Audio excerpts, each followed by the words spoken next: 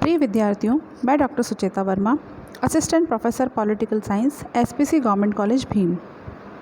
आज हम BA part second के पेपर फर्स्ट के टॉपिक अमेरिकी राष्ट्रपति की विधायी एवं न्यायिक शक्तियों के बारे में अध्ययन करेंगे। पूर्व में हम उसकी कार्यपालिका शक्तियों का अध्ययन कर चुके हैं। विधायी शक्तियाँ शक्ति विभाजन सिद्धांत पर आधारित अध्यक्षात्मक शासन व्यवस्था को अपनाने के कारण अमेरिकी संविधान के द्वारा राष्ट्रपति को प्रत्यक्ष रूप में विधि निर्माण की शक्ति प्रदान नहीं की गई है, लेकिन संविधान निर्माता शक्ति विभाजन सिद्धांत की सीमाओं से परिचित थे और उनके द्वारा राष्ट्रपति को विधायी क्षेत्र में कुछ कार्य सौंपे गए थे। पीटर के शब्दों में संविधान ने राष्ट्रपति को विधायी प्रक्रिया के प्रारंभ और अंत में स्थान दिया है।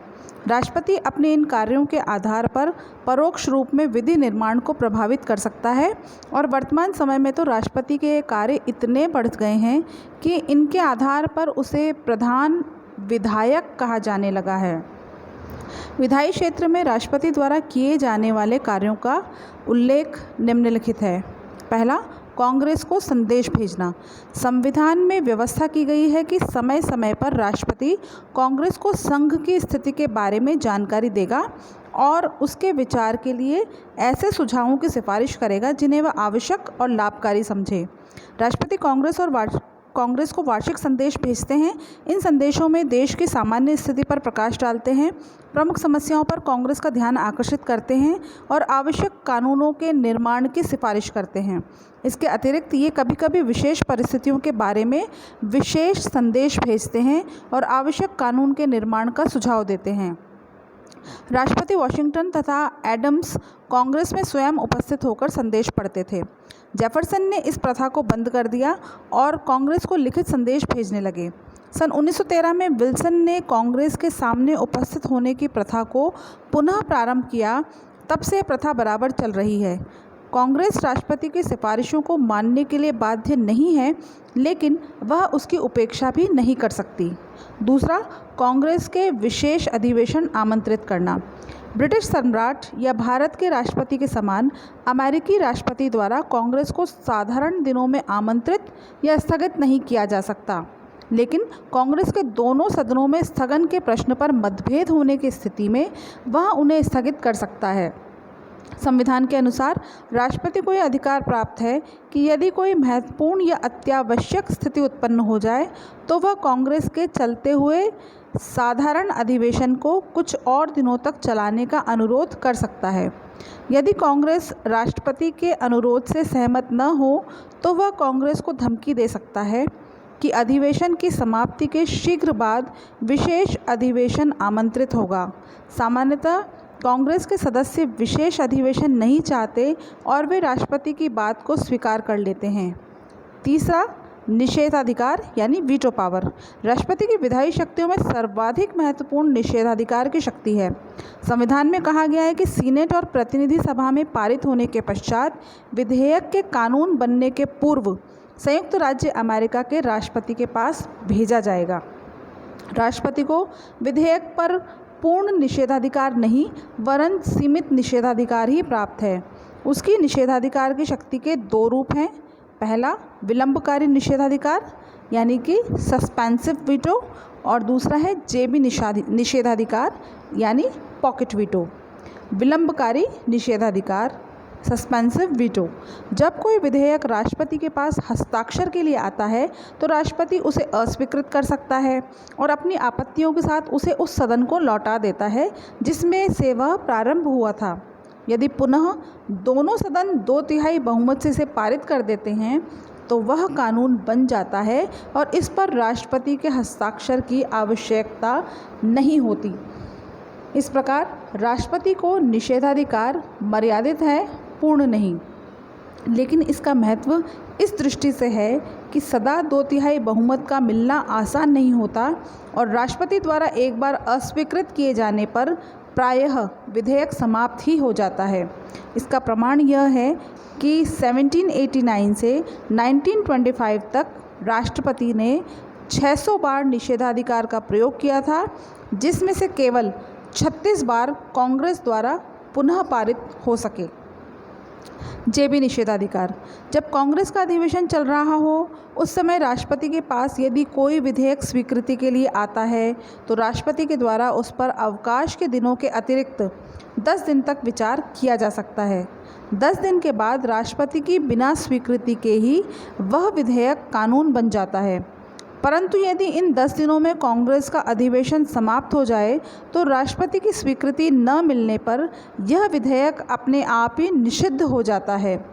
इसमें राष्ट्रपति को प्रत्यक्ष रूप से निषेध करने की आवश्यकता नहीं होती और इसे राष्ट्रपति का जेबी निषेधाधिकार यानी कि पॉकेट वीटो कहते हैं। अभिप्राय यह है कि राष्ट्रपति ने विधेयक को अपनी जेब में रख लिया है, इसे न तो स्वीकार किया है और न ही अस्वीकार किया है।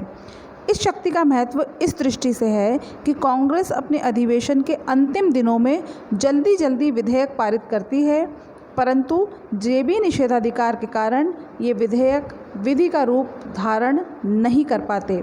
प्रारंभ में राष्ट्रपतियों ने निषेधाधिकार की शक्ति का प्रयोग सीमित रूप से किया था, किंतु बाद में इसका व्यापक प्रयोग होने लगा। उदाहरण के लिए क्लीवलैंड द्वारा 414 बार, फ्रैंकलिन रूजवेल्ट द्वारा 631 बार और ट्रूमैन द्वारा 224 बार निषेधाधिकार की शक्ति का प्रयोग किया गया। आइजनहॉवर के द्वारा भी इस शक्ति का पर्याप्त प्रयोग किया गया और 1973-74 में राष्ट्रपति निक्सन द्वारा इस शक्ति का व्यापक रूप से प्रयोग किया गया। राष्ट्रपति फोर्ड ने अपने लगभग 2 वर्ष से अधिक के कुछ कार्यकाल में 56 विधेयकों पर निषेधाधिकार का प्रयोग किया है। राष्ट्रपति निषेधाधिकार की शक्ति के प्रयोग की धमकी देकर भी विधेयक का प्रारूप अपनी इच्छानुसार बनवा सकता है। थियोडोर रूजवेल्ट और ट्रूमैन ने इस धमकी का अधिक प्रयोग किया था। ऑग और रे ने राष्ट्रपति की इस निषेधाधिकार शक्ति के संबंध में लिखा है, प्रथाओं द्वारा निषेधाधिकार में इतनी वृद्धि हो गई है कि वह विधेयक को दोहराने की सामान्य शक्ति बन गई है, जिसका प्रयोग सभी प्रकार के विधेयकों के संबंध में किया जाता है। चौथी, कार्यपालिका आदेश। निषेधाधिकार राष्ट्रपति को निषेधात्मक विधायी शक्ति प्रदान करता है, तो राष्ट्रपति के द्वारा सकारात्मक विधायी शक्ति का प्रयोग कार्यपालिका आदेश के माध्यम से किया जाता है। राष्ट्रपति को शासन विषयक आदेश जारी करने का अधिकार प्राप्त है। कांग्रेस कानून बनाते समय केवल नीति का निर्देश कर देती है और इसके संबंध में विशद रूप से नियम बनाने का अधिकार कार्यपालिका विभाग को दे दिया जाता है। इस व्यवस्था से लाभ उठाकर राष्ट्रपति शासन विषयक विभिन्न आदेश जारी करता है, जिनका कानून के समान ही महत्व होता है। इसे प्रदत्त व्यवस्थापन या अध्यादेश शक्ति भी कहते हैं। व्यवस्थापन को प्रभावित करने वाले अन्य साधन। उपर्युक्त के अतिरिक्त अन्य साधनों से भी राष्ट्रपति व्यवस्थापन को प्रभावित कर सकता है। यद्यपि संविधान राष्ट्रपति को विधेयकों का प्रारूप निर्धारित करने का अधिकार प्रदान नहीं करता, किंतु व्यवहार में राष्ट्रपति के अधिक प्रशासनिक अनुभव ने उसे यह शक्ति प्रदान कर दी। कांग्रेस के अंदर और बाहर राष्ट्रपति की एक प्रभावशाली लॉबी होती है, जो राष्ट्रपति की इच्छानुसार कानून निर्माण का प्रयत्न करती है। राष्ट्रपति को हजारों पदों पर नियुक्ति करने का जो अधिकार प्राप्त है, उसके आधार पर राष्ट्रपति कांग्रेस सदस्यों पर कृपा कर उनके बदले में विधि निर्माण में सहयोग और सद्भाव की आशा कर सकता है। यदि कांग्रेस राष्ट्रपति की इच्छानुसार कानून निर्माण का कार्य नहीं कर रही है, तो वह राष्ट्र के सर्वोच्च नेता के रूप में लोकमत से सीधी अपील भी कर सकता है और इन सब के अतिरिक्त कांग्रेस सदस्यों के साथ सम्मेलन और अनुरोध के आधार पर उसके द्वारा विधि निर्माण कार्य को प्रभावित करने का सफल प्रयत्न किया जा सकता है। वस्तुतः राष्ट्रपति विधि के क्षेत्र में शक्तिशाली होता है। H.L. चैम्बरलेन ने 1946 से 50 के वर्षों में कांग्रेस द्वारा निर्मित 96 महत्वपूर्ण कानूनों का विश्लेषण अपनी पुस्तक राष्ट्रपति, कांग्रेस और विधायन the president, Congress and legislation में करते हुए बताया कि 20% कानून कार्यपालिका के प्रभाव से, 40% कांग्रेस के प्रभाव से, 30% कांग्रेस और कार्यपालिका दोनों के समान प्रभाव से तथा 10% गैर सरकारी निजी हितों के प्रभाव से बने थे। उन्होंने यह भी बताया कि 20वीं सदी में अमेरिकी संवैधानिक इतिहास की एक प्रमुख घटना विधि निर्माण के क्षेत्र में कार्यपालिका का एक शक्ति के रूप में उदय है। विधि निर्माण के क्षेत्र में इन समस्त शक्तियों के बावजूद यह मानना होगा कि राष्ट्रपति विधि निर्माण कार्य कार्य को प्रभावित ही कर सकता है, नियंत्रित नहीं कर सकता। विधि निर्माण में उसका वास्तविक प्रभाव स्वयं उसके व्यक्तित्व, कांग्रेस के दोनों सदनों में उसके दलों की स्थिति और उसकी नीति की लोकप्रियता पर निर्भर करता है। अब हम देखते हैं न्यायिक शक्तियाँ यानी जुडिशल पावर्स।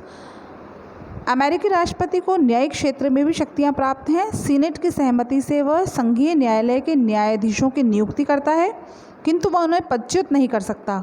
संविधान के अनुसार राष्ट्रपति को अमेरिकी संघ के विरुद्ध किए गए अपराधों के संबंध में अपराधियों के दंड को स्थगित करने या क्षमा प्रदान करने की शक्ति प्राप्त है, परंतु महाभियोग द्वारा दंडित व्यक्तियों को राष्ट्रपति क्षमादान नहीं कर सकता। राष्ट्रपति सर्व क्षमा यानी कि एमनेस्टी अर्थात एक साथ अनेक व्यक्तियों को क्षमा भी प्रदान कर सकता है, जैसा कि राष्ट्रपति जॉनसन ने 1868 में उन सभी व्यक्तियों को क्षमा कर दिया था जो गृह युद्ध में दक्षिण की ओर से लड़े थे। राष्ट्रपति एक दलीय नेता। राष्ट्रपति अपने दल का नेता होता है और इस रूप में वह बहुत अधिक शक्ति का और प्रभाव को प्राप्त कर लेता है। वह अपने दल की राष्ट्रीय समिति के चेयरमैन को नियुक्त करता है और उसके परामर्श से दल के अन्य महत्वपूर्ण पदों पर नियुक्ति करता है। उसके दल के पदाधिकारी दल के सभी महत्वपूर्ण नीतियों और राष्ट्रीय समस्याओं के बारे में उससे परामर्श करते हैं और उसके विचार तथा महत्वपूर्ण विषयों पर जो भी उसके विचार होते हैं वो अत्यंत निर्णायक होते हैं। यदि राष्ट्रपति के दल को कांग्रेस के दोनों सदनों में बहुमत प्राप्त हो तो वह दलीय नेता के रूप में विधि निर्माण कार्य अपनी इच्छानुसार भी करवा सकता है। अमेरिकी राष्ट्र का सर्वोच्च नेता, supreme leader of American nation. इन सब के अतिरिक्त राष्ट्रपति अमेरिका का सर्वोच्च नेता होता है। अमेरिकी राष्ट्रपति का चुनाव एक दलीय व्यक्ति के रूप में किया जाता है, लेकिन राष्ट्रीय कार्यपालिका के सर्वोच्च प्रधान के रूप में उसे जो स्थिति प्राप्त होती है उसके कारण यह दलीय नेता से ऊपर उठकर राष्ट्र का ही प्रतीक बन जाता है। अमेरिकी संविधान निर्माता नियंत्रण और संतुलन के सिद्धांत में विश्वास करते थे और उनके द्वारा संगठित या एक सूत्रीय नेतृत्व के स्थान पर बिखरे हुए या कुछ सीमा तक विभाजित नेतृत्व की व्यवस्था की गई थी, लेकिन अमेरिकी जनता की लालसा सदैव एक ही सत्ता का नेतृत्व करने की रही और उनके द्वारा कांग्रेस की अपेक्षा राष्ट्रपति के रूप में यह नेतृत्व प्रदान किया गया। राष्ट्रपति अमेरिकी राजनीति का सर्वोच्च व्यक्तित्व है। संपूर्ण राष्ट्र का प्रतिनिधित्व उसके द्वारा ही किया जा सकता है और कठिन तथा संकटपूर्ण स्थिति में व्यक्ति उसी की ओर से बुद्धिमत्ता पूर्ण और प्रभावशाली नेतृत्व के लिए मार्गदर्शन की राह देखते हैं। इन सब बातों ने उसे राष्ट्र के सर्वोच्च नेता की स्थिति प्रदान कर दी है और उसे यह स्थिति न केवल आंतरिक राजनीति वरन अंतर्राष्ट्रीय राजनीति में भी प्राप्त होती है।